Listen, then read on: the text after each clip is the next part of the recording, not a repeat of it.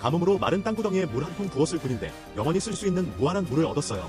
그리고 척박한 땅에 씨 한 몇 알 뿌렸을 뿐인데 바로 산처럼 쌓인 곡식을 얻었어요. 이 모습을 지나가던 한 소년이 보고 저를 신선이라 생각하고 무릎 꿇고 어머니를 살려달라고 애원했어요. 저는 그의 효심을 보고 소 한 마리를 준비하라고 했어요. 어차피 MC에서는 우유가 모든 부정적 효과를 없애주니까요. 정말 감사합니다. 신선님 형님 꼭 소 한 마리 구해오겠습니다. 더 필요한 것 있으신가요? 진 형님이라고 불러주면 배 집에 실은 있나요? 낚싯대 만들고 싶어서요. 알겠습니다. 진 형님 이 근처 강은 모두 말랐는데 어디서 낚시하실 건가요? 저는 작은 무릉덩이를 보며 자신 있는 미소를 지었어요. 걱정 마, 물고기가 없어도 내가 낚아낼 수 있으니까. 저와 작별한 개성이는 집으로 향해 빨리 달렸어요. 하지만 아버지 왕대호에게 심하게 꾸지람을 들었어요. 이 앙심 같은 녀석 일도 도와주지 않고 돌아다니기만 해내 어머니가 위독한 걸 모르나. 개성이는 너무 억울해어서 소리쳤어요. 아버지 그만해요. 어머니 살릴 방법 찾았어요. 주변 공기가 순식간에 얼어붙었어요. 누가 그렇게 말했느냐. 숲에 사시는 진 형님께서 그렇다고 하셨어요. 소만 있으면 어머니 병 고칠 방법 있다고 하셨어요. 이 소식을 들은 왕대호는 기뻐하기는커녕 쓸쓸한 표정으로 쪼그리고 앉았어요. 아버지가 능력이 없어서 내 어머니 병 고쳐주지 못했구나. 이제 너도 지켜주지 못하고 기근인데 황야한 산속에 누가 살고 있겠냐. 그는 개성이가 요괴를 만났다고 생각했어요. 개성이는 조급했지만 어떻게 설명해야 할지 몰랐어요. 진 형님은 좋은 분이에요. 그냥 실 한 다발 가져가라고 하셨어요. 하지만 왕대호는 전혀 듣지 않았어요. 오히려 집에 남은 마지막 2마리 암탉을 들고 개성이에게 단호하게 말했어요. 너는 아직 어리고 앞으로 갈 길이 멀다. 잠시 후 내가 직접 그 요괴를 만나볼 테니 앞으로 집은 너에게 달렸다. 다른 편에서 저는 방금 나무 판자에서 일어났어요. 정말 불편하게 잤네? 언제 양이 생겨서 양털을 덮고 편하게 잘 수 있을까? 문 앞으로 가서 발판을 밟으니 나무 문이 자동으로 열렸어요. 눈앞에는 며칠 전 심은 나무가 지금 큰 나무로 자라 있었어요. 두 손을 비벼 하늘로 뻗자 허공에 잡은 손에 도끼가 나타났어요. 시작하자 나무 베기 시작해 나무 조각 하나하나가 제 공간 칸으로 바로 흡수됐어요. 이때 멀리서 개성이 목소리가 들려왔어요. 진 형님, 원하시던 실 가져왔어요. 그러고 개성이는 부끄럽게 머리를 극적였어요. 아버지가 걱정돼서 따라오셨어요. 이때 왕대호는 눈을 동그랗게 뜨고 집 옆을 바라봤어요. 저기는 금빛으로 물든 밀밭이었어요. 이 시절에 어찌 익은 밀이 있을까. 무섭지만 그는 꾹 참고 침착한 척하며 가져온 암탉을 두 손으로 내밀었어요. 공손한 말투로 진 공자님 소위는 제 목숨으로 아들의 목숨을 바치고 싶습니다. 이 2마리 닭은 방해를 드린 죄로 사죄하는 의미입니다. 저는 좀 어리둥절했어요. 살려달라고 했는데 갑자기 제가 악당이 된 건가? 개성이가 어서 나서서 설명했어요. 아버지가 형님을 요괴로 오해했어요. 제가 뭐라고 해도 믿지 않고 형님에게 홀렸다고 하네요. 말을 듣고 웃음이 나왔어요. 왕 삼촌 걱정 마세요. 개성이에게 악이 없어요.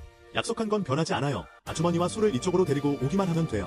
왕대호가 여전히 의심하는 표정이어서 잠시 생각한 후 마음속에 좋은 생각이 떠올랐어요. 이 2마리 닭을 잠시 빌려주세요. 실험하기 딱 좋거든. 진 형님 왜 이 밀을 뽑으세요? 개성이는 제가 밭으로 가 아직 다 자라지 않은 밀 2그루를 뽑는 모습을 보고 아까워했어요. 괜찮아 내 밀 씨앗은 다른 용도로 쓸 거야. 왕대호가 놀란 눈으로 바라보는 가운데 땅에 있던 밀씨앗이 휙하고 제 손바닥으로 날아왔어요. 그러자 2마리 암탉이 갑자기 흥분하기 시작했어요. 시선을 제 손에 쥔 씨앗에 꽂고 있었어요. 저는 자신있게 웃으며 2닭을 보고 마음속으로 시간을 외웠어요. 다음 순간 왕대호는 갑자기 눈동자를 커뜨리고 충격에 소리쳤어요. 이게 어떻게 가능하지? 개성이도 흥분해서 말이 나오지 않았어요. 2 암탉이 몸을 붙이자 3초도 안 돼 털 복숭아 같은 병아리가 갑자기 나타났어요. 어때요 왕 삼촌 요괴가 이런 건 할 수 없죠. 왕대호는 머리가 멈춰버렸어요. 이건 2마리 암탉인데 병아리까지 나타니. 게다가 그 병아리는 마치 허공에서 생겨난 것처럼 알 낳는 과정조차 없었어요. 이건 신선만이 할 수 있는 일이에요. 망했어. 제가 신선을 요괴로 오해했네. 왕대호는 다리가 풀려 쿵 하고 무릎을 꿇고 바로 절하기 시작했어요. 소인이 성군님 하강하신 줄 모르고 요괴로 오해했으니 성군님 용서해 주십시오. 저는 깜짝 놀라워서 왕대호를 일으키려고 손을 내밀었어요. 안 돼요 왕 삼촌 그러지 마세요. 저는 신선이 아니라 그냥 평범한 스티브일 뿐이에요. 하지만 왕대호는 스티브가 뭔지 전혀 모르고 여전히 무릎을 꿇고 있었어요. 그리고 개성이를 향해 소리쳤어요.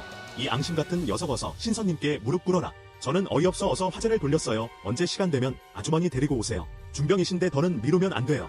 내일 진 신선님 시간 괜찮으신가요? 이장님 집에만 소 한 마리가 있어서 이장님께 구매할 수 있는지 물어볼게요. 좋아 그럼 내일 오세요. 그리고 신선님이라고 부르지 마세요. 스티브라고 불러주면 돼. 알겠습니다 진 신선님.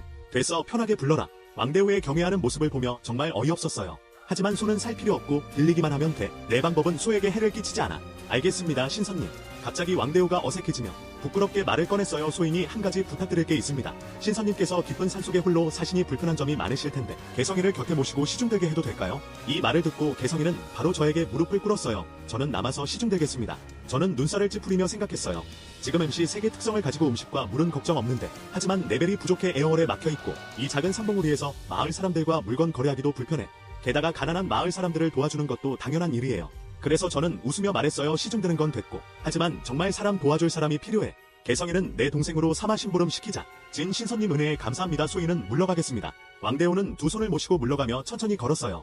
저가 보이지 않을 만큼 멀리 갈 때까지. 왕대우는 겨우 안도하며 한숨을 내쉬었어요. 그리고 입가를 멈출 수 없이 올렸어요. 아내가 살 수 있게 됐어. 아들까지 신선님을 형님으로 모셨으니 정말 기쁘다. 두 사람은 발걸음을 가볍게 하며 웃고 이야기하며 집으로 돌아갔어요. 저는 실뭉치와 나무 막대기를 작업대에 넣고 낚싯대 한 자루를 만들었어요.